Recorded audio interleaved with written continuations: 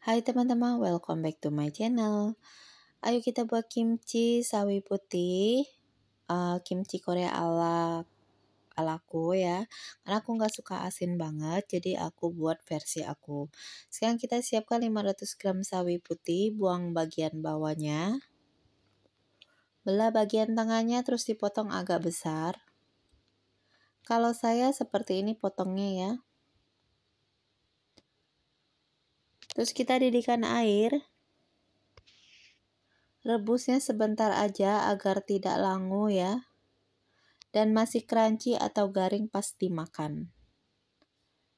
Angkat dan tiriskan. Jadi tidak perlu fermentasikan seperti diberi garam ya. Kalau saya nggak suka asin. Jadi kita sisihkan, kita buat bahan pengentalnya dulu. Airnya 50 ml.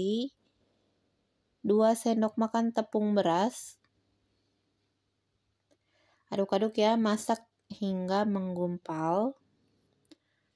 Ini diaduk terus sampai dia menggumpal sendiri. Sampai seperti ini. Terus kita dinginkan. Setelah itu kita buat kimchinya. Masukkan sawi yang sudah direbus tadi. Terus 1 sendok makan saus gochujang Korea. 1 sendok makan bubuk cabai. 1 sendok makan kecap ikan. 1/4 sendok teh garam. Setengah sendok teh gula dan 1/4 sendok teh masako. Terus kita masukkan yang terakhir pengentalnya. Aduk rata sampai tercampur rata, pengentalnya akan cair sendiri dia seperti ini ya. Terus kita icip-icip rasa, jika dirasa kurang silahkan tambahkan lagi. Ini udah pas banget rasanya ya. Enak, tidak terlalu asin, pas di lidah.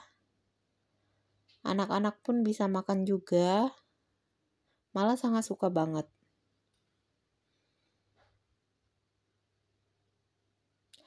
Inilah kimchi Korea ala Cenvi.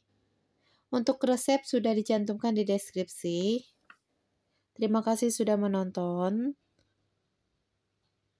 Jangan lupa di subscribe, like, komen, dan share. Agar aku lebih semangat lagi memvideokan resep-resep.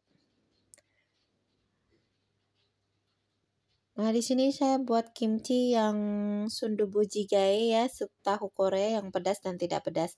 Untuk resepnya ada di deskripsi semua linknya. Saya selalu semuanya. Selamat mencoba dan saranghae.